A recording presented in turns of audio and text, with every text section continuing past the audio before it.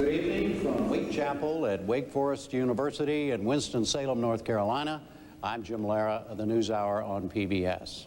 Welcome to this second Election 2000 debate between the Republican candidate for president, Governor George W. Bush of Texas, and the Democratic candidate, Vice President Al Gore. These debates are sponsored by the Commission on Presidential Debates.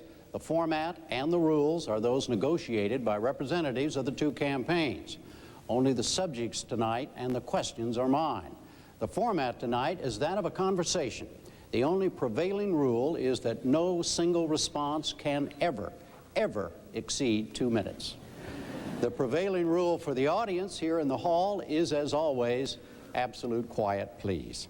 Good evening, Governor Bush, Vice President Gore. At the end of our 90 minutes last week in Boston, the total time each of you took was virtually the same. Let's see if we can do the same tonight or come close. Governor Bush, the first question goes to you. One of you is about to be elected the leader of the single most powerful nation in the world, economically, financially, militarily, diplomatically, you name it. Have you formed any guiding principles for exercising this enormous power? I have. First question is, what's in the best interest of the United States? What's in the best interests of our people? When it comes to foreign policy, that'll be my guiding question. Is it in our nation's interests? Peace in the Middle East is in our nation's interests.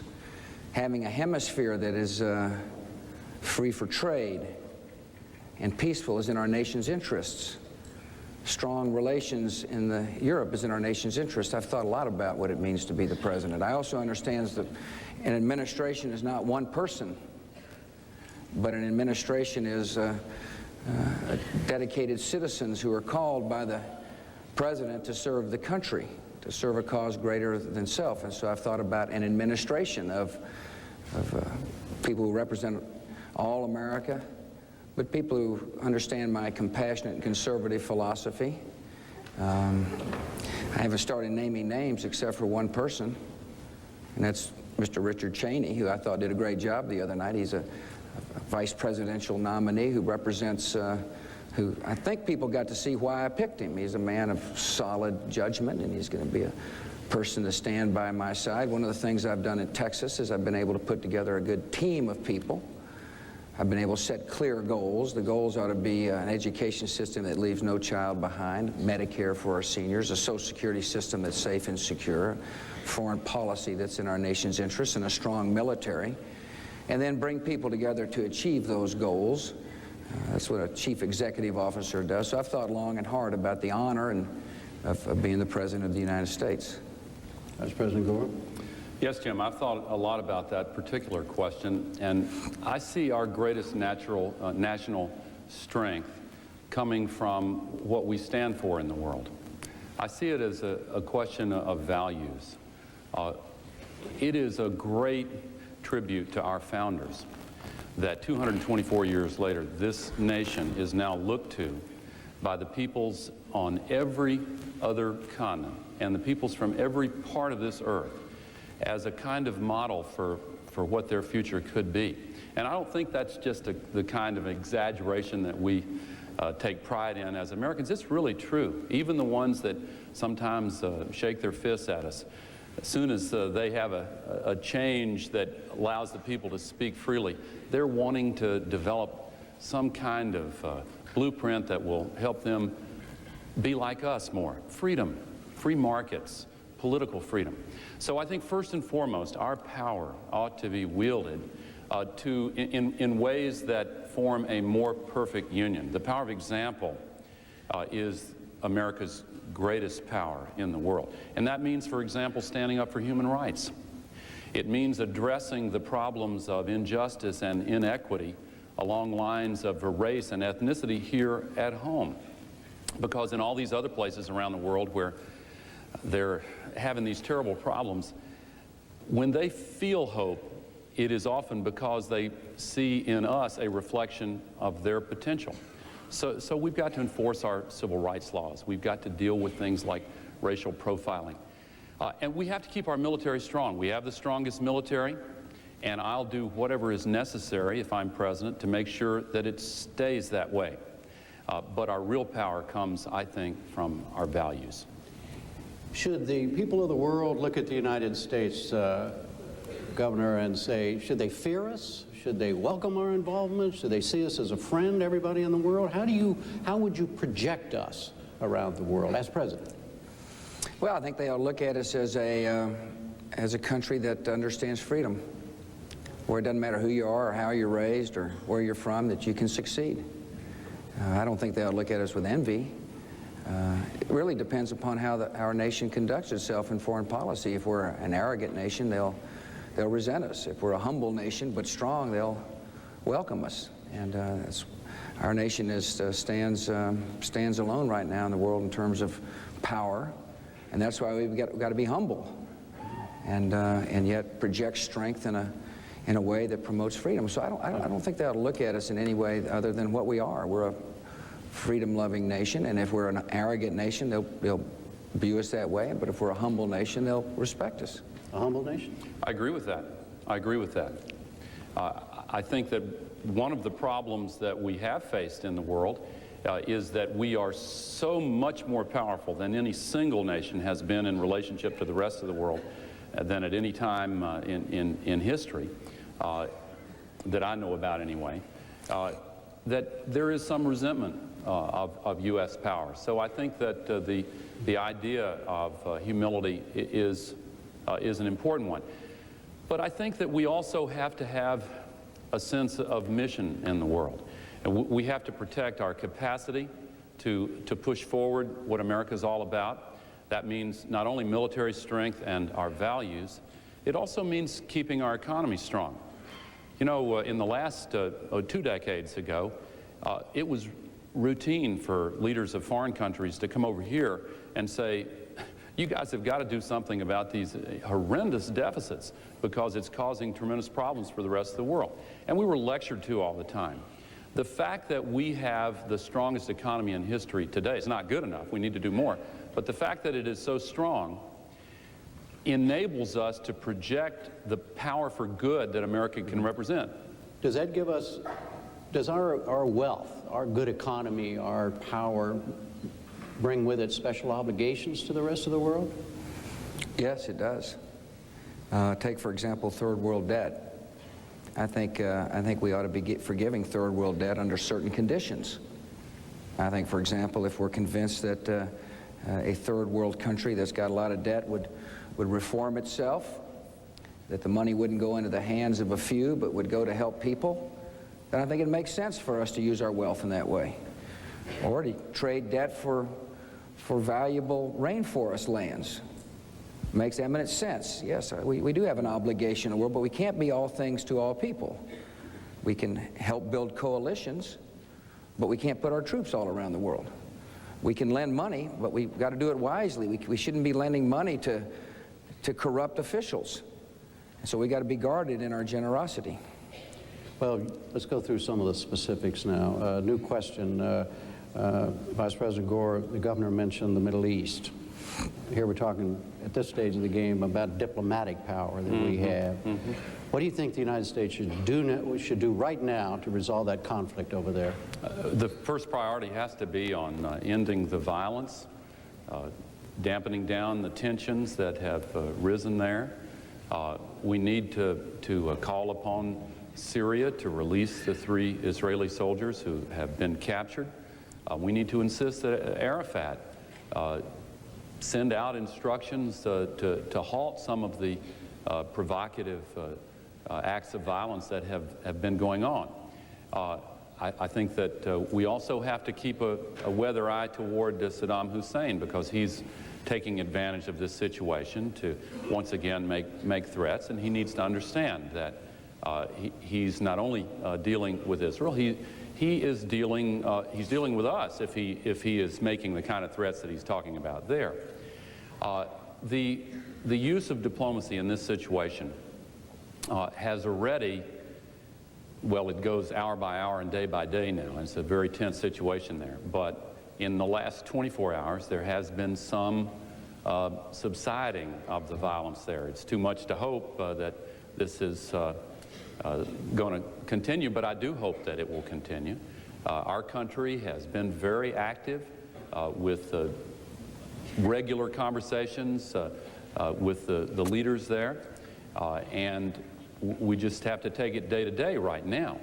But one thing I would say where diplomacy is concerned, Israel should feel absolutely secure about one thing. Our bonds with Israel are larger than agreements or disagreements on some details of diplomatic initiatives. They are historic, they are strong, and they are enduring. And our ability to serve as an honest broker is something that we need to shepherd. Governor? Well, I think during the campaign, particularly now during this difficult period, we ought to be speaking with one voice, and I appreciate the way the administration has worked hard to calm the tensions. Like the Vice President, I call on Chairman Arafat to have his people pull back to make the peace. I think credibility is going to be very important in the future in the Middle East. I want everybody to know, should I be the president, Israel is going to be our friend. I'm going to stand by Israel. Secondly, that I think it's important to reach out to moderate Arab nations like Jordan and Egypt, Saudi Arabia and Kuwait. It's important to be friends with people when you don't eat each other, so that when you do, there's a strong bond of friendship. And that's going to be particularly important in dealing not only with situations such as now occurring in Israel, but with Saddam Hussein. The coalition against Saddam has fallen apart, or it's unraveling, let's put it that way. The sanctions are being violated. We don't know whether he's developing weapons of mass destruction. He better not be, or there's going to be a consequence should I be the president.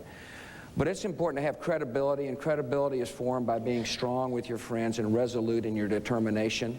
It's one of the reasons why I think it's important for this nation to develop an anti-ballistic missile system that we can share with our allies in the Middle East if need be, to keep the peace, to be able to say to the Saddam Husseins of the world, or the Iranians, don't dare threaten our friends. It's also important to keep a strong ties in the Middle East, with credible ties, because of the energy crisis we're now in. After all, a lot of the energy is produced from the Middle East. And so I appreciate what the administration is doing. I hope to get a sense of, should I be fortunate enough to be the president, how my administration will react to the Middle East. So you don't believe, Vice President Gore, that we should take sides in this, resolve this right now? A lot of people pushing, hey, the United States should declare itself and not be so neutral in this particular situation. Well, we stand with Israel, but we have maintained the ability to serve as an honest broker. And one of the reasons that's important is that Israel cannot have direct dialogue with some of the people on the other side of conflicts, especially during times of tension, unless that dialogue comes through us. And if we throw away that ability to serve as an honest broker, then we will have thrown away a strategic asset that's important not only to us, but also to Israel. You agree with that, Governor? I do. I do think this, though. I think that when it comes to timetables, it can't be a United States timetable as to how discussions take place. It's got to be a timetable that all parties can agree to, other than, like the Palestinians and the Israelis. Secondly, any lasting peace is going to have to be a peace that's good for both sides. And therefore, the term honest broker makes sense. Whether this current administration has worked hard to keep the parties at the table, I will try to do the same thing. But it won't be on my timetable. It'll be on a timetable that people are comfortable with in the Middle East. People watching here tonight very interested in Middle East policy, and they're so interested that they want to base their vote on differences between the two of you as president, how you would handle Middle East policy. Is there any difference? I haven't heard a big difference in the last few exchanges. Well, I know it's hard to tell. I think that, I would hope to be able to convince people I could handle the Iraqi situation better. I mean, we don't. Saddam Hussein, you mean? Yes. And you could get him out of there? I'd like to, of course, and I presume this administration would as well, but we don't know. There's no inspectors now in Iraq. The coalition that was in place isn't as strong as it used to be. He is a danger. We don't want him fishing in troubled waters in the Middle East.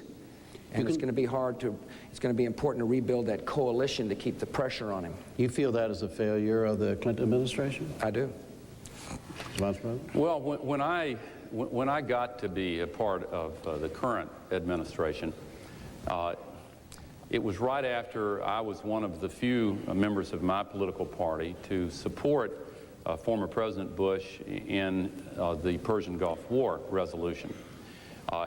And at the end of that war, for whatever reasons, it was not finished in a way that removed Saddam Hussein from power. I know there are all kinds of circumstances and explanations, but the fact is that that's the situation that was left when I got there, and we have maintained the sanctions. Now, I want to go further. I want to give robust support to the groups that are trying to overthrow Saddam Hussein. And I know there are allegations that they're too weak to do it, but that's what they said about the forces that were opposing Milosevic in Serbia. And you know, the policy of enforcing sanctions against Serbia has just resulted in a spectacular victory for democracy just in the past week. And it seems to me that having taken so long to see the sanctions work there, building upon the policy of containment that was successful over a much longer period of time against the former Soviet Union and the communist bloc, seems a little early to declare that we should give up on the sanctions. I know the governor's not necessarily saying that, but you know, all of these flights that have come in, all of them have been in accordance with the sanctions regime, I'm told, except for 3 where they notified. And they're trying to break out of the box. There's no question about it. I don't think they should be allowed to. Did he correct you? Did he state your position correctly? You're not calling for eliminating the sanctions, are you? No, of course not. Absolutely not. I want him to be tougher. Right. Let's go on to Milosevic and Yugoslavia, and it falls into the area of our military power. Governor, new question. Should the fall of Milosevic be seen as a triumph for U.S. military intervention? I think it's a triumph. I thought that the president made the right decision in joining NATO and bombing Serbia. I supported him when they did so. I called upon the Congress not to hamstring the administration in terms of forcing troop withdrawals on a timetable that wasn't in necessarily our best interest or fit our nation's strategy. And so I think it's good public policy. I think it worked, and I'm pleased I made the decision I made. I'm pleased the president made the decision he made, because freedom took hold in that part of the world, and there's a lot of work left to be done, however. But you think it would not have happened? Do you think that Milosevic would not have fallen if the United States and NATO had not intervened militarily? Is this a legitimate use of our military Yes, power? I think it is, absolutely. I don't think he would have fallen had we not used force. And I know there's some in my party that disagreed with that sentiment, but I supported the president. I thought he made the right decision to do so. I didn't think he necessarily made the right decision to take land troops off the table right before we committed ourselves offensively, but nevertheless, it worked. The administration deserves credit for having made it work. It is important for NATO to have it work. It's important for NATO to be strong and confident to help keep the peace in Europe. And one of the reasons I felt so strongly that the United States needed to participate was because of our relations with NATO. And NATO is going to be an important part of keeping the peace in the future. Now, there's more work to do. It remains to be seen whether or not there's going to be a political settlement to Kosovo. And I certainly hope there is one. I've also on record as saying at some point in time, I hope our European friends become the peacekeepers in Bosnia and in the Balkans. I hope that they put the troops on the ground so that we can withdraw our troops and focus our military on fighting and winning war. Vice President. Well, I've been kind of a hardliner on this issue for more than 8 years. When I was in the Senate before I became Vice President, I was pushing for stronger action against Milosevic. He caused the deaths of so many people. He was the last Communist Party boss there, and then he became a dictator that, by some other label, he was still essentially a communist dictator. And unfortunately now he is trying to reassert himself in Serbian politics already. Just today, the members of his political party said that they were going to ignore the orders of the new president of Serbia, and that they questioned his legitimacy, and he's still going to try to be actively involved. He is an indicted war criminal. He should be held accountable. Now, I did want to pick up on one of the statements earlier, and maybe I've heard the previous statements wrong, Governor.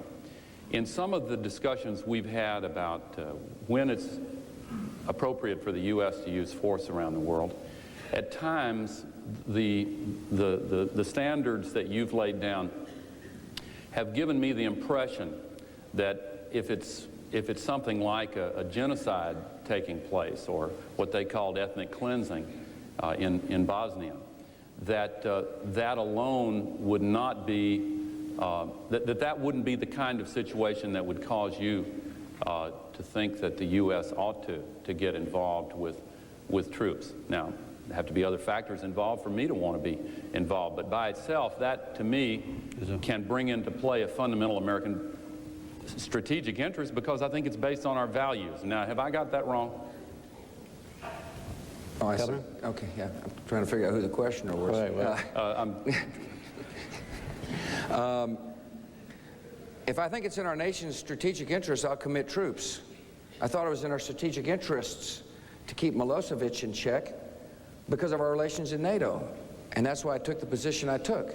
I think it's important for NATO to be strong and confident. I felt like an unchecked Milosevic would harm NATO. And so it depends on the situation, Mr. Vice President. Well, let's stay on the subject for a moment.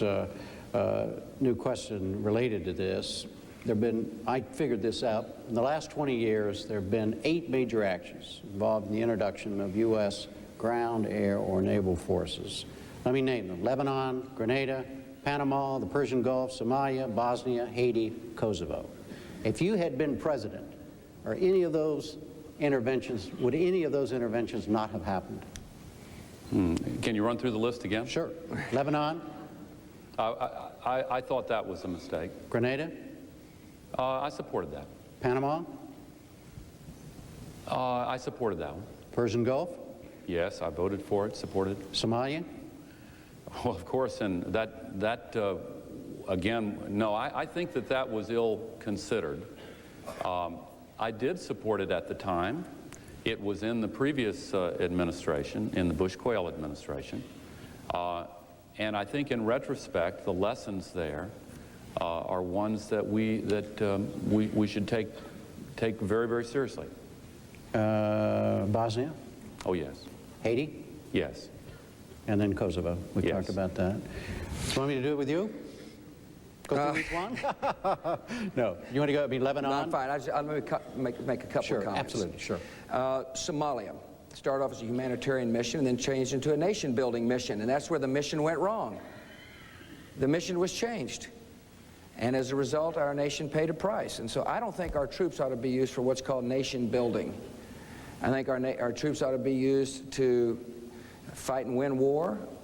I think our troops ought to be used to help overthrow a dictator when it's in our best interests. But in this case, it was a nation-building exercise, and same with Haiti. I wouldn't have supported either. What about Lebanon? Yes. Grenada? Yes. Panama? Yes. Obviously, the Some of them I got a conflict of interest on, right. if you know what I mean. I do. You're as the Persian Gulf, obviously, and Bosnia, and you've already talked about Kosovo.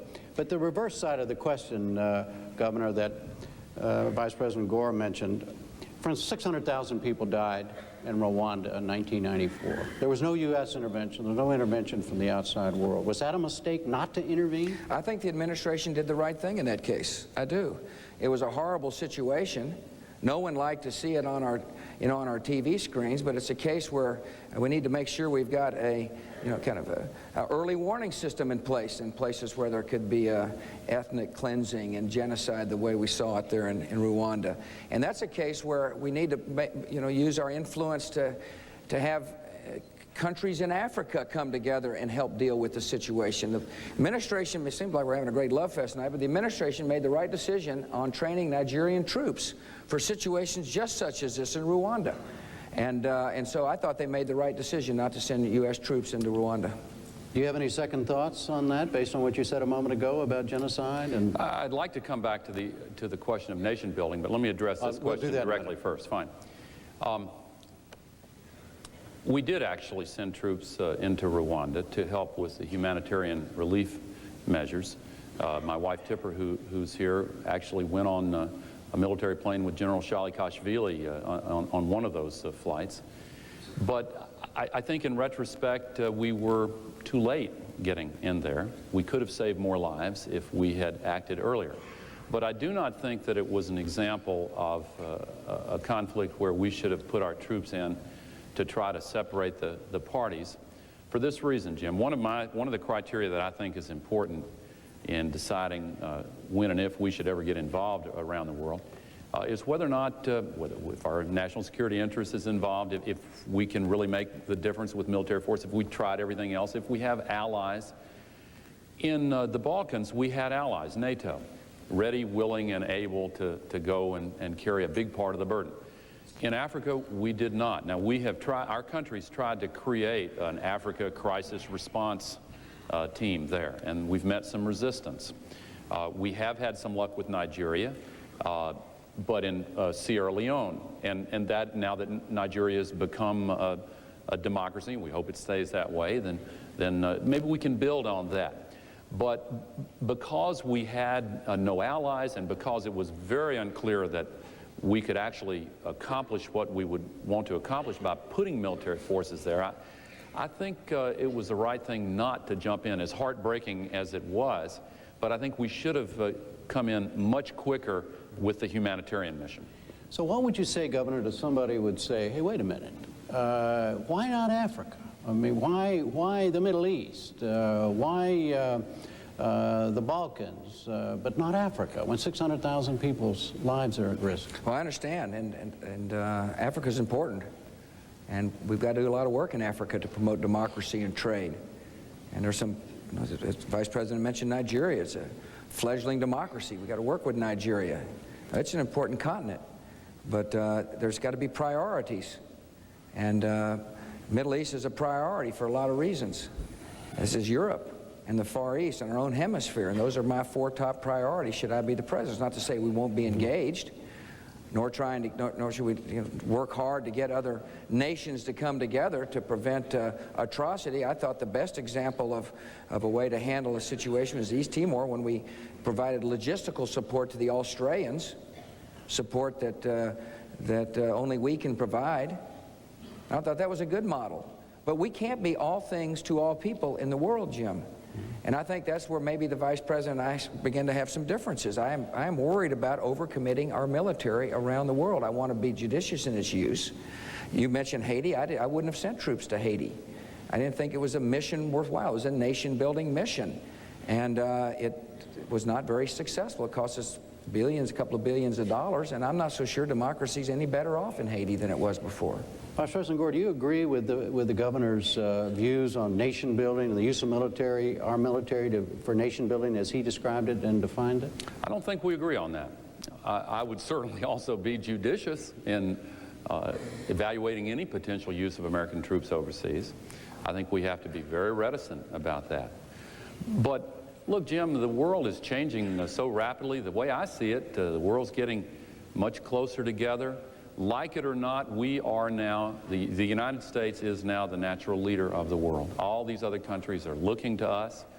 Now, just because we cannot be involved everywhere and shouldn't be, doesn't mean that we should shy away from going in anywhere. Now, both of us are kind of, I guess, stating the other's position in a, in a maximalist extreme way, but I think there is a difference here. This idea of nation building is a kind of a pejorative phrase, but think about the great conflict of the past century, World War II. During the years between World War I and World War II, a great lesson was learned by our military leaders and the people of the United States. The lesson was that in the aftermath of World War I, we kind of turned our backs and left them to their own devices, and they brewed up a lot of trouble that quickly became World War II. And acting upon that lesson in the aftermath of our great victory in World War II, we laid down the Marshall Plan, President Truman did. We got intimately involved in building NATO and other structures there. We still have lots of troops in Europe. And what did we do in the late 40s and 50s and 60s? We were nation building, and it was economic, but it was also military. And the confidence that those countries recovering from the wounds of war had by having troops there. We had civil administrators come in to set up their ways of building their towns back. You said in the Boston debate, Governor, on this issue of nation building, that the United States military is overextended now. Where is it overextended? Where are there U.S. military that you would bring home if you become president? Well, first, let me just say one comment about what the Vice President said. I think one of the lessons in between World War I and World War II is we let our military atrophy. And we can't do that. We've got to rebuild our military. But one of the problems we have in the military is we're in a lot of places around the world, and I mentioned one, and that's the Balkans. I'd very much like to get our troops out of there. I recognize we can't do it now, nor do I advocate an immediate withdrawal. I mean, that would be an abrogation of our agreement with NATO. No one is suggesting that, but I think it ought to be one of our priorities to work with our European friends to convince them to put troops on the ground. And there is an example. Haiti is another example. Now, there are some places where I think, I supported the administration in Colombia. I think it's important for us to be training Colombians in that part of the world. Our hemisphere is in our interests to have a peaceful Colombia. But, sorry. I was just going to, the use of the military. There's some people are now suggesting that if you don't want to use the military to maintain the peace, to do the civil thing, is it time to consider a civil force of some kind that comes in after the military that builds nations or all of that? Is that on your I don't think so. radar screen? I think what we need to do is convince people who live in the lands they live in to build the nations. Maybe I'm missing something here. I mean, we're going to have kind of a nation-building corps from America? Absolutely not. Our military is meant to fight and win war. That's what it's meant to do. And when it gets overextended, morale drops. And listen, I strongly believe we need to have a military presence in the Korea Peninsula, not only to keep the peace on the peninsula, but to keep regional stability. And I strongly believe we need to keep a presence in NATO. But I'm going to be judicious as to how to use the military. It needs to be in our vital interest, the mission needs to be clear, and the exit strategy obvious.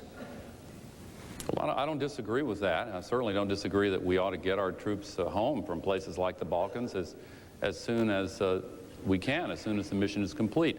That's what we did in Haiti. There are no more than a handful of American military personnel in Haiti now, and the Haitians have their problems, but we gave them a chance to restore democracy, and that's really about all we can do. But if you have a situation like that right in our backyard, with chaos about to break out and flotillas forming to come across the water and all kinds of violence there, right in one of our neighboring countries there, then I think that we did the right thing there.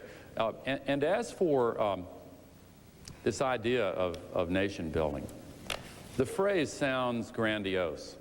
And we can't allow ourselves to get overextended. I certainly agree with that. And that's why I've supported building up our capacity. I've devoted in the budget I've proposed, as I said last week, more than twice as much as the governor has proposed. I think that it's in better shape now than he generally does. We've had some disagreements about that. He said that 2 divisions would have to report not ready for duty, and that's not what the Joint Chiefs say. But there's no doubt that we have to continue building up readiness and military strength, and we have to also be very cautious in the way we use our military. In the non-military area of influencing events around the world, the financial and economic area, World Bank President Wilkinson said recently, Governor, that U.S. contributions to overseas development assistance is lower now almost than it has ever been. Is that a problem for you? Do you think, what is your idea about what the United States obligations are? I'm talking about financial assistance and that sort of thing to other countries, the poor countries. Well, I mentioned third world Sure. debt. That's a place where we can use our generosity to influence, in a positive way, influence nations. I believe we ought to have foreign aid, but I don't think we ought to just have foreign aid for the sake of foreign aid. I think foreign aid needs to be used to encourage markets and reform. I think a lot of times we just spend aid and say we feel better about it, and it ends up being spent the wrong way. And there's some pretty egregious examples recently, one being Russia, where we had IMF loans that ended up in the pockets of a lot of powerful people and didn't help the nation. I think the IMF has got a role in the world, but I don't want to see the IMF out there as a way to say to world bankers, if you make a bad loan, we'll bail you out. It needs to be available for emergency situations. I thought the president did the right thing with Mexico and was very strongly supportive of the administration in Mexico. But I don't think the IMF and ought to be a stop loss for people who ought to be able to evaluate risk themselves. And so I look at every place where we're investing money. I just want to make sure the return is good. Do you think we're meeting our obligations properly? No, I would make some changes. I think there need to be reforms in the IMF. I've generally supported it, but I've seen them make some calls that I thought were highly questionable. And I think that there's a general agreement in many parts of the world now that there ought to be changes in the IMF. The World Bank, I think, is generally doing a better job. But I think one of the big issues here that doesn't get nearly enough attention is the issue of corruption. The governor mentioned it earlier. I've worked on this issue. It's an enormous problem. And corruption in official agencies like militaries and police departments around the world, customs officials. That's one of the worst forms of it. And we have got to, again, lead by example and help these other countries that are trying to straighten out their situations, find the tools in order to do it. I just think, Jim, that this is an absolutely unique period in world history. The world's coming together, as I said. They're looking to us. And we have a fundamental choice to make. Are we going to step up to the plate as a nation, the way we did after World War II? The way that generation of heroes said, okay, the United States is going to be the leader. And the world benefited tremendously from the courage that they showed in those post-war years.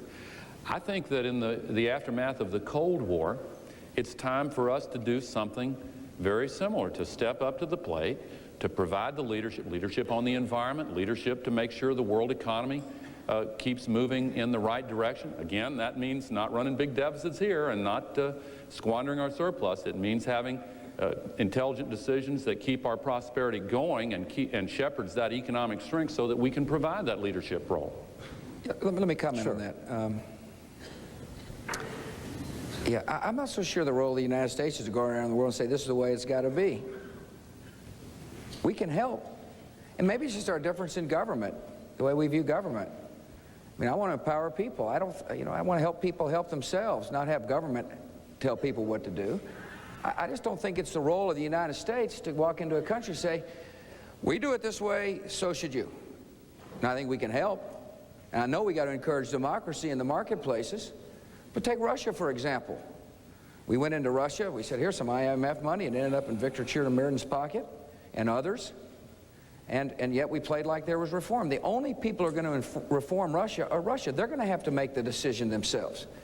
Mr. Putin is going to have to make the decision as to whether or not he wants to adhere to rule of law and normal accounting practices so that if countries and/or entities invest capital, there's a reasonable rate of return, a way to get the money out of the economy. But Russia has to make the decision. We can work with them on security matters, for example, but it's their call to make. So I'm not exactly sure where the Vice President is coming from, but I think one way for us to end up being viewed as the ugly American is for us to go around the world saying, we do it this way, so should you. Now, we trust freedom. We know freedom is a powerful force, much bigger than the United States of America, as we saw recently in the Balkans. But maybe I misunderstand where you're coming from, Mr. Vice President, but I think the United States must be humble and must be proud and confident of our values but humble in how we treat nations that are figuring out how to chart their own course. Let's move on. All right, no, let's move on. Far be it from me to suggest otherwise. First, a couple of follow-ups from the vice presidential debate last week. Vice President Gore, would you support or sign as president a federal law banning racial profiling by police and other authorities at all levels of government? Yes, I would. The only thing an executive order can accomplish is to ban it in federal law enforcement agencies.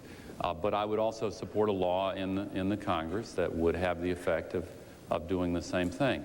I think that racial profiling is a serious problem. I remember when the stories first came out about the stops in New Jersey by the Highway Patrol there. And I know it's been going on a long time. In some ways, this is just a new label for something that's been going on for years. But I have to confess that it was the first time that I really focused on it in a new way. And I was surprised at the extent of it. And I think we've now got so many examples around the country that we really have to find ways to end this. Because imagine what it is like for someone to be singled out unfairly, unjustly, and feel the unfair force of law simply because of race or ethnicity. Now that runs counter to what the United States of America is all about at our core. And it's not an easy problem to solve, but if I am entrusted with the presidency, it will be the first civil rights act of the 21st century. Yeah, I can't imagine what it'd be like to be singled out because of race and stopped and harassed. That's just flat wrong, and that's not what America's all about. And so we ought to do everything we can to end racial profiling. One of my concerns, though, is I don't want to federalize the local police forces. I want to, obviously in the egregious cases, we need to enforce civil rights law, but we need to make sure that internal affairs divisions at the local level do their job and be given a chance to do their job. I believe in local control of governments, and obviously if they don't, there needs to be a consequence at the federal level. But it's very important that we not overstep our bounds. And I think most police officers are good, dedicated, honorable citizens who are doing their job, putting their lives at risk, who aren't bigoted or aren't prejudiced. I don't think they ought to be held guilty. But I do think we need to find out where racial profiling occurs and do something about it and say to the local folks, get it done, and if you can't, there will be a federal consequence. And that could be a federal law? Yeah. And you would agree? I would agree, and I also agree that most police officers, of course, are doing a good job and hate this practice also. I talked to an African-American police officer in Springfield, Massachusetts not long ago who raised this question and said that in his opinion one of the biggest solutions is in the training. And not only the training in police procedures, but human relations. And I think that racial profiling is part of a larger issue of how we deal with race in America. And as for singling people out because of race, James Byrd was singled out because of his race in Texas. And other Americans have been singled out because of their race or ethnicity. And that's why I think that we can embody our values by passing a hate crimes law. I think these crimes are different. I think they're different because they're based on prejudice and hatred, which gives rise to crimes that have not just a single victim, but they're intended to stigmatize and dehumanize a whole group of people. Do you have a different view of that? No, I don't really. On hate crimes laws? No, we got one in Texas, and guess what? The three men who murdered James Byrd, guess what's going to happen to them? They're going to be put to death. A jury found them guilty. And it's going to be hard to punish them any worse after they get put to death. And it's the right cause. It's the right decision. Secondly, there's other forms of racial profiling that goes on in America. Arab Americans are racially profiled in what's called secret evidence. People are stopped. And we got to do something about that. My friend Senator Spencer Abraham of Michigan is pushing a law to make sure that Arab Americans are treated with respect. So racial profiling isn't just an issue at the local police forces. It's an issue throughout our society, and as we become a diverse society, we're going to have to deal with it more and more. I believe, sure as I'm sitting here, that most Americans really care. They're tolerant people. They're good, tolerant people. It's the very few that create most of the crises, and we just have to find them and deal with them. What, if you become president, Governor, are there other areas, racial problem areas, that you would deal with as president involving discrimination? Again, Sure. You said Arab Americans, but also Hispanics, Asians, as well as blacks in this country. Let me tell you where the biggest discrimination comes: in public education, when we just move children through the schools. My friend Phyllis Hunter's here. She had one of the greatest lines of all lines. She said, "Reading is the new civil right." And she's right. And to make sure our society is as hopeful as it possibly can be, every single child in America must be educated. I mean, every child.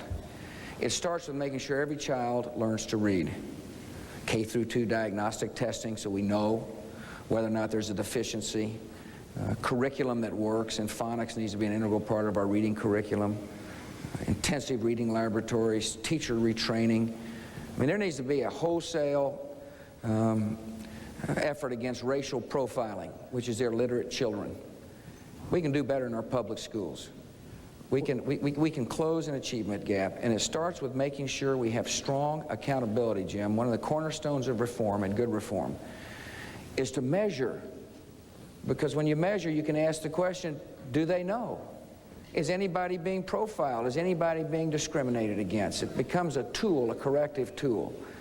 And I believe the federal government must say that if you receive any money from the federal government for disadvantaged children, for example, you must show us whether or not the children are learning. And if they are, fine, and if they're not, there has to be a consequence. And so to make sure we end up getting rid of a basic structural prejudice is education. There's nothing more prejudiced than not educating a child. Vice President Gore, what would be on your racial discrimination elimination list as president? Well, I think we need tough enforcement of the civil rights laws. I think we still need affirmative action. I would pass a hate crimes law, as I said, and I guess I had misunderstood the governor's previous position. The Byrd family may have a misunderstanding of it in Texas also. But I'd like to shift, if I could, to the big issue of education. What is the misunderstanding? Let's clear this up. Well, I had thought that there was a controversy at the end of the legislative session where the hate crimes law in Texas was failed, and that the Byrd family, among others, asked you to support it, Governor, and it died in committee for lack of support. Am I wrong about that? Well, you don't realize we have a hate crimes statute? I'm talking about the one that was proposed to deal. Well, what the Vice President must not understand is we've got hate crimes bill in Texas. And secondly, the people that murdered Mr. Byrd got the ultimate punishment. But they were the death penalty. They were prosecuted under murder laws, were they not? Well, in Texas, yeah. In this case, when you murder somebody, it's hate, Jim. No, but crime is hate. And they got the ultimate punishment. I'm not exactly sure how you enhance the penalty any more than the death penalty. But we happen to have a statute on the books that's a hate crime statute in Texas. Well, may I respond? Sure. I don't want to jump in. I may have been misled by all the news reports about this matter, because the law that was proposed in Texas that had the support of the Byrd family and a whole lot of people in Texas did in fact die in committee. There may be some other statute that was already on the books, but certainly the advocates of the hate crimes law felt that a tough new law was needed. And it's important, Jim, not only not just because of Texas, but because this mirrors the national controversy. There is pending now in the Congress a national hate crimes law because of James Byrd, because of Matthew Shepard, who was crucified on a split rail fence by bigots, because of others. And that law has died in committee also because of the same kind of opposition. And you would support that Absolutely. bill? Would you support a national hate crimes law? I would support the Orrin Hatch version of it, not the Senator Kennedy version. But let me say to you, Mr. Vice President, we're happy with our laws and our books. That bill there was another bill that did die in committee. But I want to repeat, if you have a state that fully supports the law, like we do in Texas, we're going to go after all crime, and we're going to make sure people get punished for the crime. And in this case, we can't enhance the penalty any more than putting those 3 thugs to death. And that's what's going to happen in the state of Texas. New subject, new question, another vice presidential debate follow-up. Governor, both Senator Lieberman and Secretary Cheney said they were sympathetically rethinking their views on same-sex relationships. What's your position on that? I'm not for gay marriage. I think marriage is a sacred institution between a man and a woman. And I appreciate the way the administration signed the Defense of Marriage Act. I presume the Vice President supported it when the President signed that bill and supports it now. But I think marriage is a sacred institution. I'm going to be respectful for people who may disagree with me. I've had a record of doing so in the state of Texas. I've been a person that would have been called a uniter, not a divider, because I accept other people's points of view. But I feel strongly that marriage should be between a man and a woman. Vice President Gore? I agree with that, and I did support that law. But I think that we should find a way to allow some kind of civic unions. And I basically agree with Dick Cheney and Joe Lieberman. And I think the 3 of us have one view and the governor has another view. Is that right? Well, I'm not sure what kind of views he's describing to me. I can just tell you I'm a person who respects other people. I respect their... one day he says he agrees with me, then he says he doesn't. I'm not sure where he's coming from, but I will be a tolerant person. I've been a tolerant person all my life. I just happen to believe strongly that marriage is between a man and a woman. Do you believe in general terms that gays and lesbians should have the same rights as other Americans? Yes, I don't think they ought to have special rights, but I think they ought to have the same rights. Well, there's a law pending called the Employment Non-Discrimination Act. I strongly support it. What it says is that gays and lesbians can't be fired from their job because they're gay or lesbian. And it would be a federal law preventing that. Now, I wonder if it's been blocked by the opponents in the majority in the Congress. I wonder if the governor would lend his support to that law. Governor? There's a question coming around here. Well, but it's a logical response. Well, I have no idea. I mean, you can throw out all kinds. I don't know the particulars of this law. I will tell you, I'm the kind of person, I don't hire or fire somebody based upon their sexual orientation. As a matter of fact, I'd like to take the issue a little farther. I don't really think it's any of my concerns how you conduct your sex life. And I think that's a private matter. And I think that's the way it ought to be. But I'm going to be respectful for people. I'll tolerate people. And I support equal rights, but not special rights for people. And special rights, how does that affect gays and lesbians? Well, if they're given special protected status, and that doesn't mean we shouldn't fully enforce laws and fully protect people and fully honor people, which I will do as the President of the United States. New subject, new question, Vice President Gore. How do you see the connection between controlling gun sales in this country and the incidence of death by accidental or intentional use of guns? Jim, I hope that we can come back to the subject of education, because the governor made an extensive statement on it, and I have a very different view than the one he expressed. But that having been said, I believe that, well, first of all, let me say that the governor and I agree on some things where this subject is concerned. I will not do anything to affect the rights of hunters or sportsmen. I think that homeowners have to be respected and their right to have a gun if they wish to. The problem I see is that there are too many guns getting into the hands of children and criminals and people who, for whatever reason, some kind of history of stalking or domestic abuse, really should not be able to get guns. I think these assault weapons are a problem. So I favor closing the gun show loophole. In fact, I cast the tie-breaking vote to close it, but then the majority in the House of Representatives went the other way. That's still pending. If we could get agreement on that, maybe they could pass that in the final days of this Congress. I think we ought to restore the 3-day waiting period under the Brady law. I think we should toughen the enforcement of gun laws so that the ones that are already on the books can be enforced much more effectively. Some of the restrictions that have been placed by the Congress in the last couple of years, I think in the last few years, I think have been unfortunate. I think that we ought to make all schools gun-free, have a gun-free zone around every school in this country. I think that measures like these are important.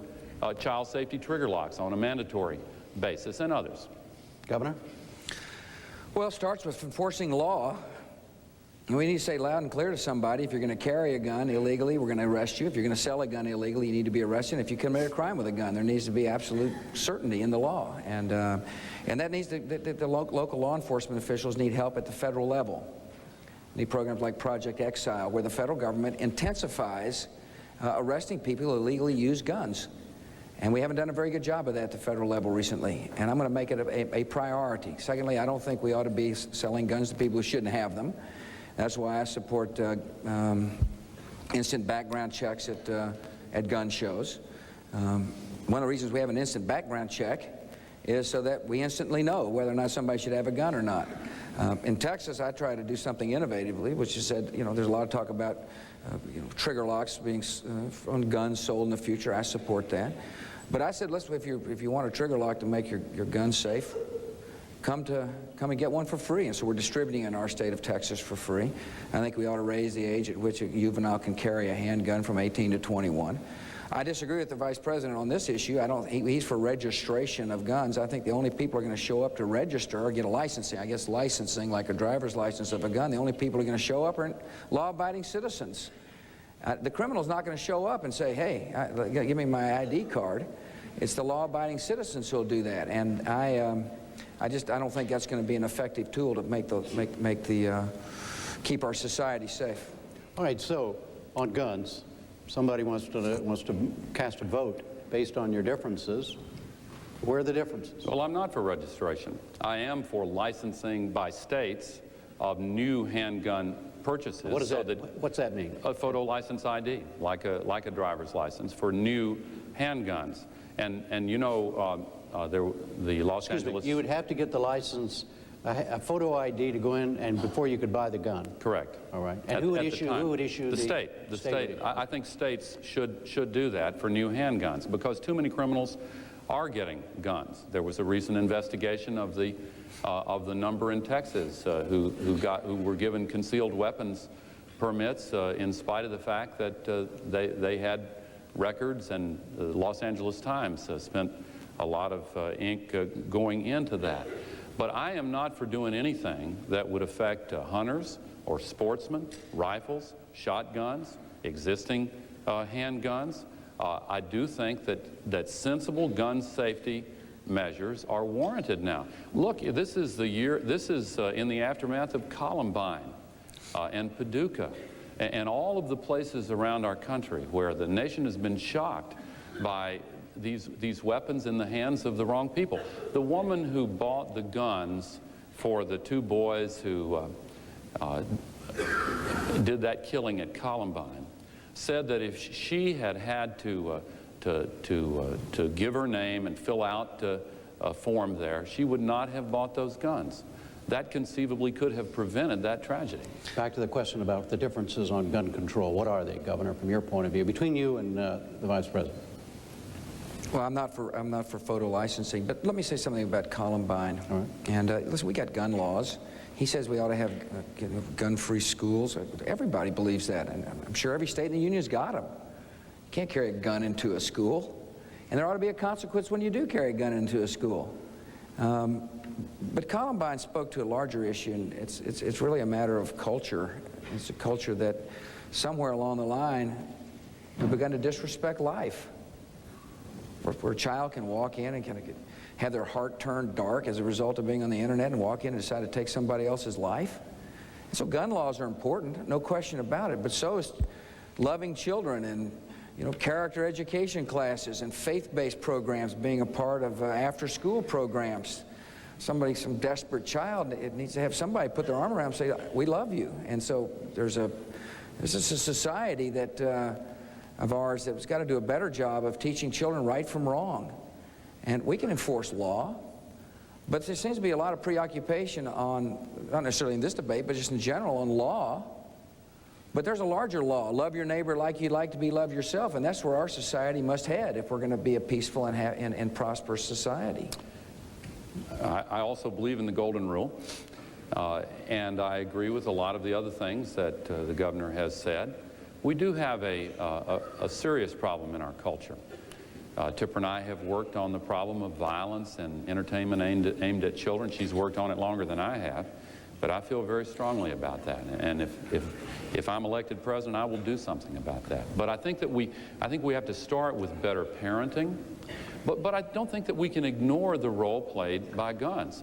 I mean, the fact is that even though no state wants them, there are guns in some schools. And the reason it's so difficult for schools to control that is because in recent years there has been a flood of cheap handguns that are so widely available that kids are finding ways to get a hold of them.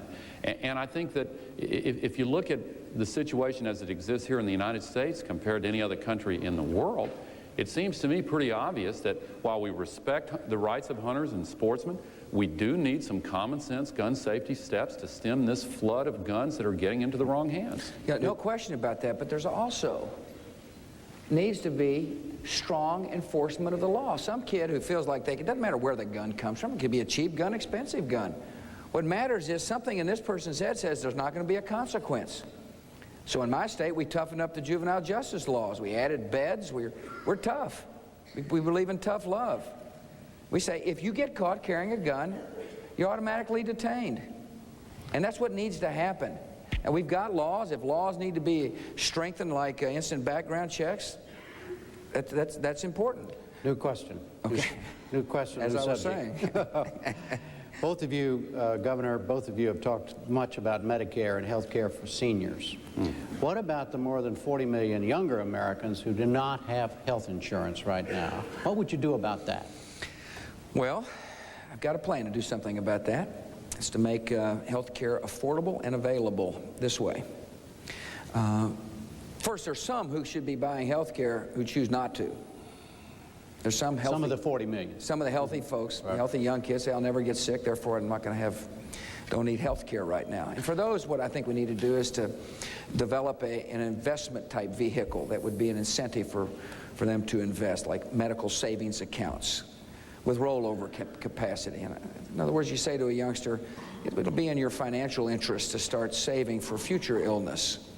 But for the working folks that do want to have health care, that can't afford it, a couple of things we need to do. One, we need more community health centers. I've put out money in my budget to expand community health centers all around the country. These are places where people can get primary care.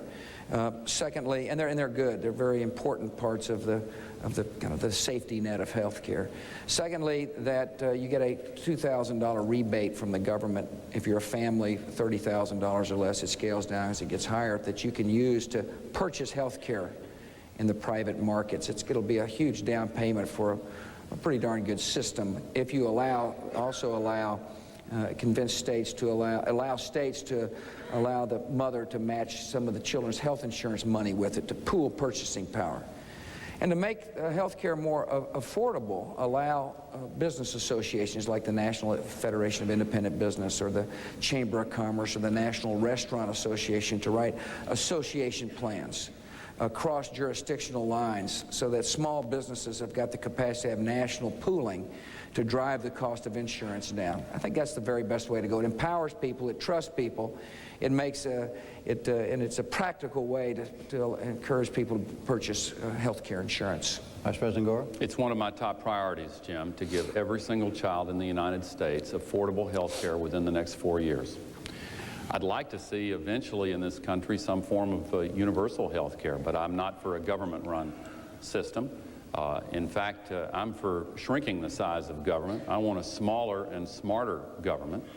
I have been in charge of this Reinventing Government streamlining project that's reduced the size of government by more than 300,000 people in the last several years. And the budget plan that I've put out, according to the Los Angeles Times, again, the way these things are typically measured as a percentage of the GDP, will bring government spending down to the lowest level in 50 years. So I want to proceed carefully to cover more people. But I think that we should start by greatly expanding the so-called child health insurance or CHIP program to give health insurance to every single child in this country. I think it's intolerable that we have so many millions of children without any health insurance. So it's one of my top priorities. Now, I know that we have some disagreements on this, and I'm sorry to tell you that there is a record here, and Texas ranks 49th out of the 50 states in health care, in children with health care, 49th for women with health care, and 50th for families with health care. So it is a priority for me, I guarantee you. I'm not aware of any program. Well, I'll just leave it at that. I think it ought to be a top priority. Governor, did the Vice President's figures correct about Texas? Well, first of all, let me say he's not for a government-run health care system.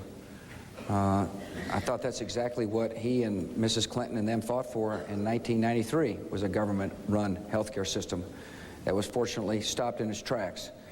Secondly, we spend $4.7 billion a year on the uninsured in the state of Texas.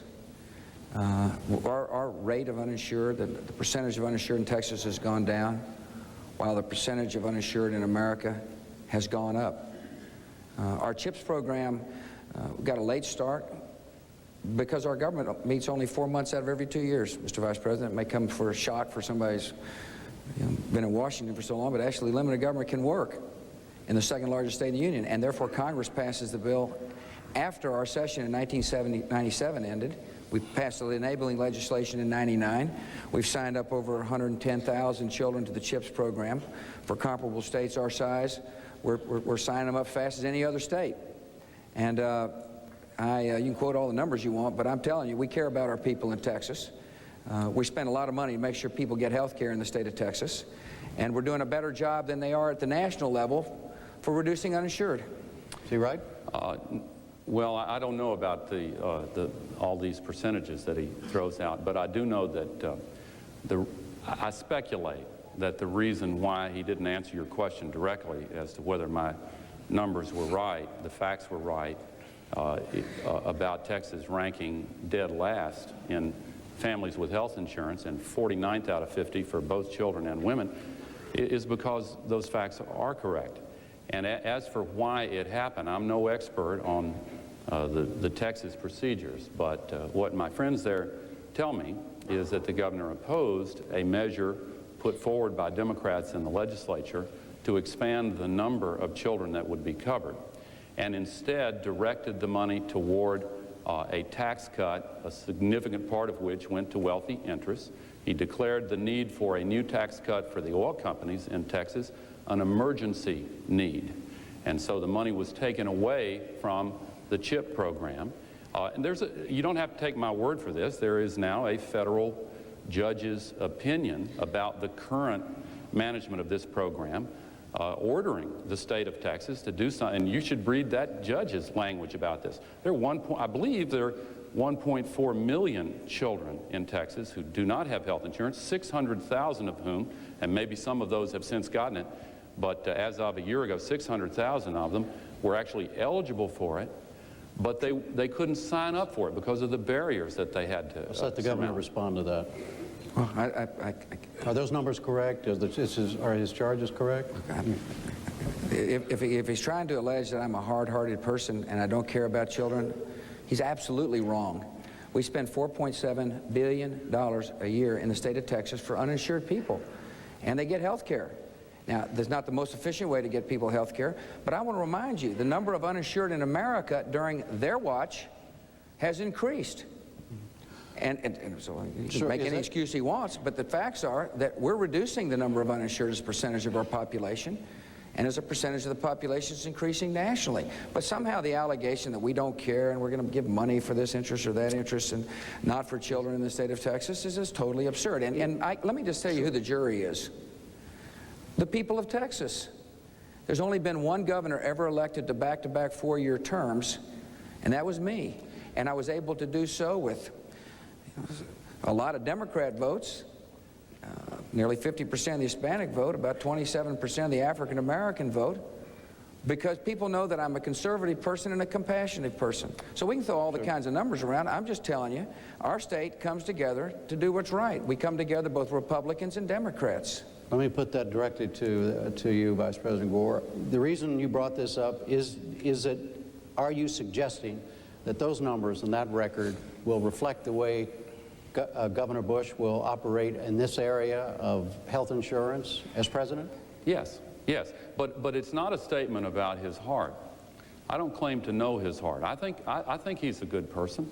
I make no allegations about that. I believe him when he says that he has a good heart. I know enough about your story to admire a lot of the things that you have done as a person.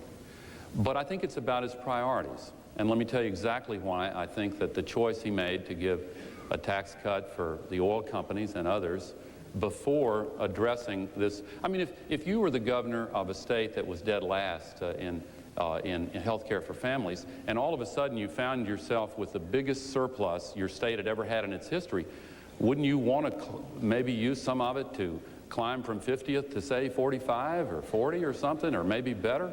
I would. Now, but here's why it's directly relevant, Jim, because by his own budget numbers, his proposals for spending on tax cuts for the wealthiest of the wealthy are more than the new spending proposals that he has made for health care and education and national defense all combined, according to his own numbers. So it's not a question of his heart. It's, as far as I know, it's a question of priorities and values. See, you know, let me ask. First of all, that's simply not true, what he just said, of course. And secondly, I repeat, what is not true, Governor? That we spent, the top 1% received $223 as opposed to $445 billion in new spending. The top, and let's talk about my tax plan. The top 1% will pay 1/3 of all the federal income taxes, and in return get 1/5 of the benefits because most of the tax reductions go to the people at the bottom end of the economic ladder. That stands in stark contrast, by the way, to a man who's going to leave 50 million Americans out of tax relief. We just have a different point of view. It's a totally different point of view. He believes only the right people ought to get tax relief. I believe everybody who pays taxes ought to get tax relief. Let me go back to Texas, for example, for a minute. We pay $4.7 billion. I can't emphasize to you how much. I signed a bill that puts chips in place. The bill finally came out at the end of the '99 session. We're working hard to sign up children. We're doing it faster than any other state our size, comparable state. We're making really good progress. And our state cares a lot about our children. My priority is going to be the health of our citizens. These folks have had 8 years to get something done in Washington, D.C. on the uninsured. They have not done it. They've had 8 years to get something done on Medicare, and they have not got it done. And my case to the American people is, if you're happy with inactivity, stay with the horse. The horse that's up there now. But if you want change, you need to get somebody who knows how to bring Republicans and Democrats together to get positive things done for America. New question, new subject. Vice President Gore, on the environment. In your 1992 book, you said, quote, "We must make the rescue of our environment the central organizing principle for civilization, and there must be a wrenching transformation to save the planet." Do you still feel that way? I do. I think that in this 21st century, we will soon see the consequences of what's called global warming. There was a study just a few weeks ago suggesting that in summertime, the North Polar ice cap would be completely gone in 50 years. Already, many people see the strange weather conditions that the old-timers say they've never seen before in their lifetimes. And what's happening is the level of pollution is increasing significantly. Now, here's the good news, Jim. If we take the leadership role and build the new technologies, like the new kinds of cars and trucks that Detroit is itching to build, then we can create millions of good new jobs by being first into the market with these new kinds of cars and trucks and other kinds of technologies. You know, the Japanese are breathing down our necks on this. They're moving very rapidly because they know that it is a fast-growing world market. In some of these other countries, particularly in the developing world, their pollution is much worse than anywhere else, and their people want higher standards of living. And so they're looking for ways to satisfy their desire for a better life and still reduce pollution at the same time. I think that holding on to the old ways and the old argument that the environment and the economy are in conflict is really outdated. We have to be bold. We have to provide leadership. Now, it's true that we disagree on this. Governor said that he doesn't think this problem is necessarily caused by people. He's for letting the oil companies into the Arctic National Wildlife Refuge. Houston's just become the smoggiest city in the country, and Texas is #1 in industrial pollution. We have a very different outlook, and I'll tell you this, I will fight for a clean environment in ways that strengthen our economy. Governor? Well, let me start with Texas. We are a big industrial state. We reduced our industrial waste by 11%. We cleaned up more brownfields than any other administration in my state's history, 450 of them. Our water is cleaner now. Explain what a brownfield is for those who don't Brownfield is follow an this. abandoned industrial site that just sits idle in some of our urban centers, and people that are willing to invest capital in the brownfields don't want to do so for fear of lawsuit. I think we ought to have federal liability protection, depending upon whether or not standards have been met.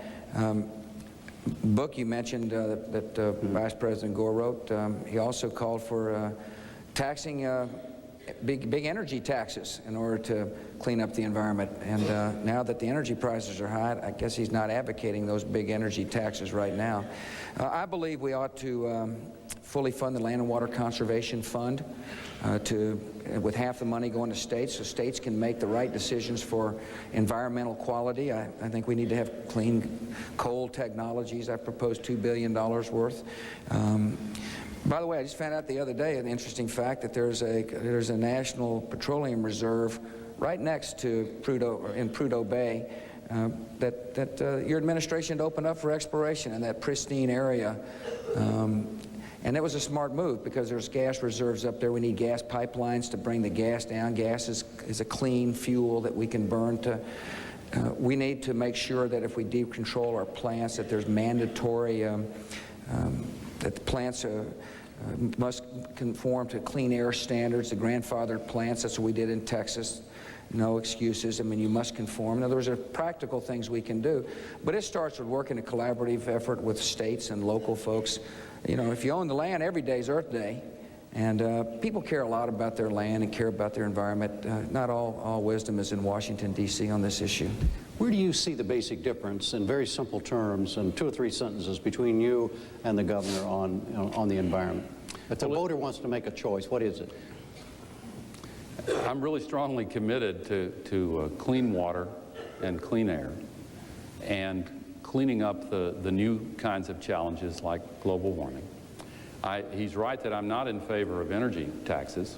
I am in favor of tax cuts to encourage and give incentives for the quicker development of these new kinds of technologies. And let me say again, Detroit is raring to go on that. We differ on the Arctic National Wildlife Refuge, as I have said. We differ on whether or not pollution controls ought to be voluntary. I don't think you can get results that way. We differ on the kinds of appointments that we would make. But you say it's a fundamental difference. I think it's a fundamental difference, and let me give you an example. Hold on one second. Okay, sure. We've talked about, I just want to know, for somebody, because we're getting close to the end of our time here, I just want somebody wanted to vote on the environment. How would you draw the differences, Governor? Well, I don't believe in command and control out of Washington, D.C. I believe Washington ought to set standards, but I think we ought to be collaborative at the local levels, and I think we ought to work with people at the local levels. And by the way, I just want to make sure I can't let him just say something and not correct it.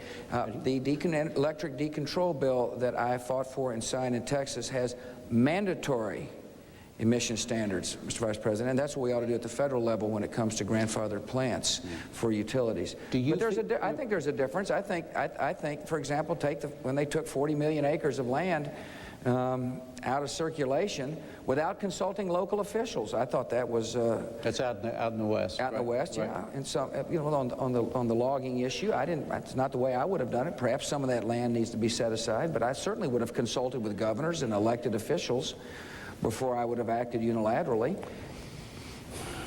Would you believe the federal government still has some new rules and new regulations and new laws to pass in the environmental area, or do you think? Sure, absolutely, so long as they're based upon science and they're reasonable, so long as people have input. What about global warming? I think it's an issue that we need to take very seriously, but I don't think we know the solution to global warming yet, and I don't think we've got all the facts before we make decisions. I'll tell you one thing I'm not going to do is I'm not going to let the United States carry the burden for cleaning up the world's air. Like the Kyoto Treaty would have done. China and India were exempted from that treaty. I think we need to be more even-handed, as evidently 99 senators, I think it was 99 senators supported that position. Global warming, the Senate did turn it down. Yeah, I think 99 to nothing. I think that, well, that vote wasn't exactly, a lot of supporters of the Kyoto Treaty actually ended up voting for that because of the way it was worded, but there's no doubt there's a lot of opposition to it in the Senate.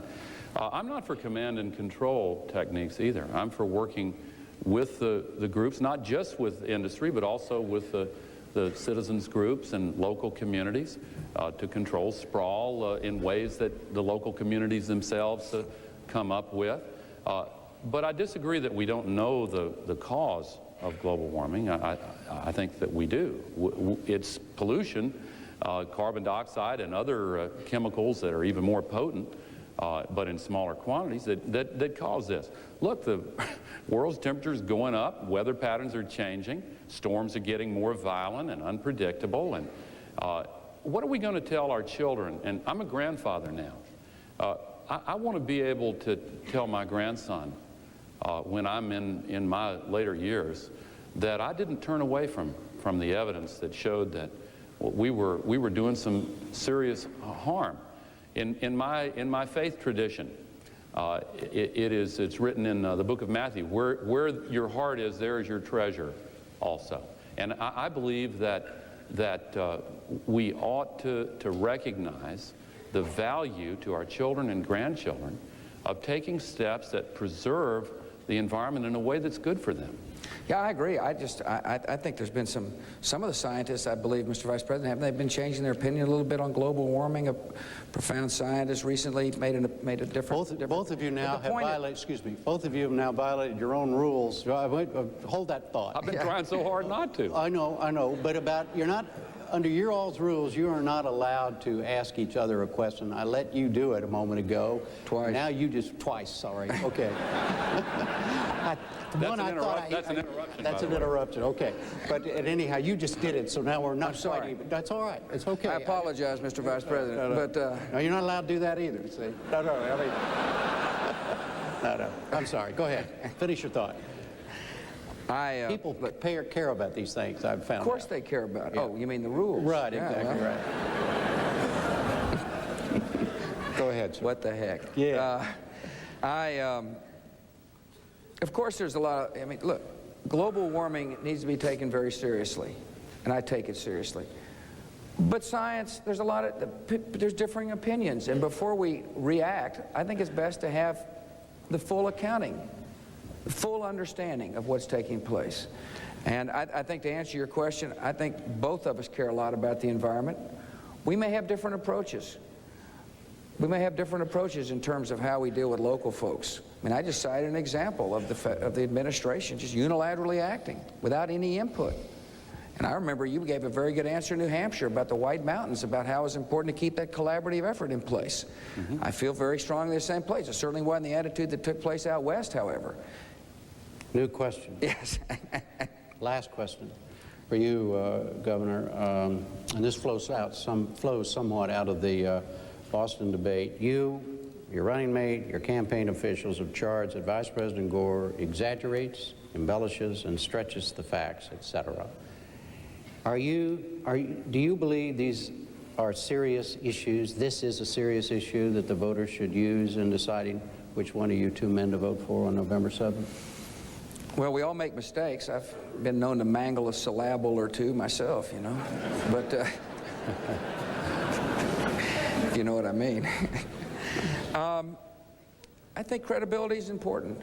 It's going to be important for the president to be credible with Congress. It's important for the president to be credible with foreign nations. And yes, I think it's something that people need to consider. This isn't something new. I read a report or a memo from somebody in his 1988 campaign, I forgot the fellow's name, warning then Senator Gore to be careful about exaggerating claims. And I thought during his debate with Senator Bradley saying he authored the EITC when it didn't happen, I mentioned the last debate. EITC? Earned Income Tax Credit. And, right. Sorry. That's all right. It's a lot of initials for a guy who's not from Washington, isn't it? Anyway, he co-sponsored McCain-Feingold, and yet he didn't. And so I think this is an issue. I think I found it to be an issue in trying to defend my tax relief package. I thought there were some exaggerations about the numbers. But the people are going to have to make up their mind on this issue. And I'm going to continue to defend my record and defend my propositions against what I think are exaggerations. Exaggerations like, for example, only 5% of seniors receive benefits under my Medicare reform package. That's what he said the other day, and that's simply not the case. And I have every right in the world to defend my record and my positions. That's what debates are about, and that's what campaigns are about. Vice President Gore? I got some of the details wrong last week in some of the examples that I used, Jim, and I'm sorry about that, and I'm going to try to do better. One of the reasons I regret it is that getting a detail wrong interfered several times with the point that I was trying to make.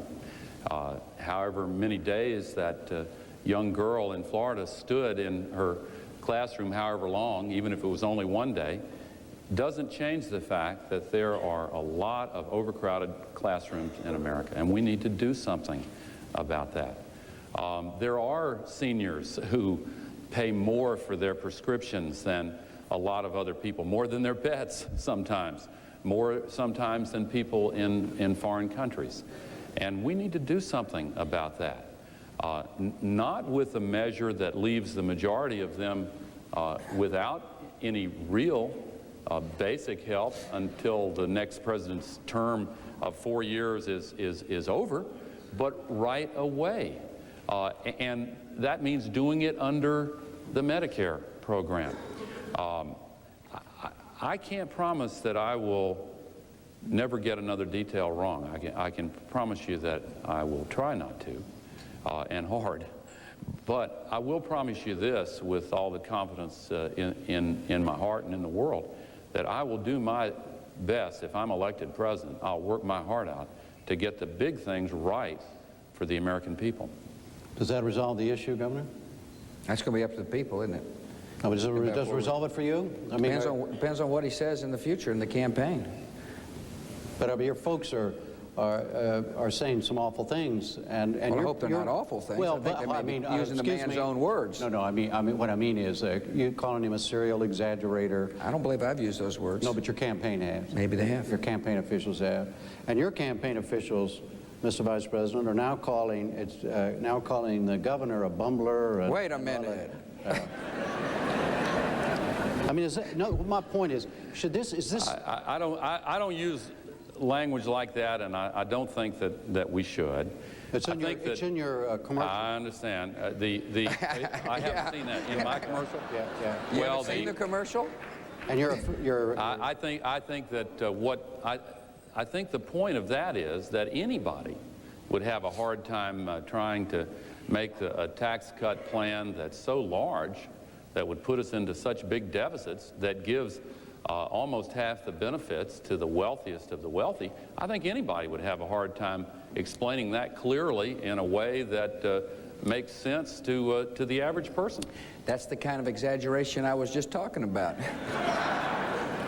Well, I wasn't the one having trouble explaining it. Gentlemen, it's time to go to the closing statements, and Vice President Gore, you have 2 minutes.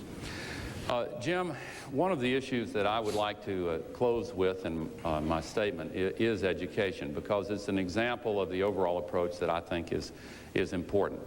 This race is about values, it's about change, it's about giving choices to the American people. And education is my #1 priority, because I think that it's the most important, big, major change that we can bring in our country. I agree with Governor Bush that we should have new accountability, testing of students. I think that we should require states to test all students, test schools and school districts, and I think that we should go further and require teacher testing for new teachers also. The difference is that while my plan starts with new accountability and maintains local control, it doesn't stop there, because I want to give new choices to parents to send their kids to college with a $10,000 tax deduction for college tuition per child per year. I want to reduce the size of the classrooms in this country for one basic reason, so that students can get more one-on-one time with teachers. And the way to do that is first to recruit more teachers. I have a plan in my budget to recruit 100,000 new highly qualified teachers, and to help local school districts build new schools. I think that we have to put more emphasis on early learning and preschool. Now, here is how that connects with all the rest of what we've been talking about. If you squander the surplus on a huge tax cut that goes mostly to those at the top, then you can't make education the top priority. If the tax cut is your number 1, 2, 3, and 4 priority, you can't do education. You can't do both. You have to choose. I choose education and health care, the environment and retirement security, and I ask for your support. Governor Bush, 2 minutes. Jim, thank you very much. Vice President, thank you very much. And I'd like to thank the folks here at Wake Forest. I want to thank you all for listening. I'm running to get some things done for America. There's too many issues left unresolved. There's been too much finger-pointing and too much name-calling in Washington, D.C. I'd like to unite this country to get an agenda done that will speak to the hopes and aspirations of the future. I want to have an education system that sets high standards, local control of schools, and strong accountability. No child should be left behind in America. I want to make sure we rebuild our military to keep the peace. I worry about morale in today's military.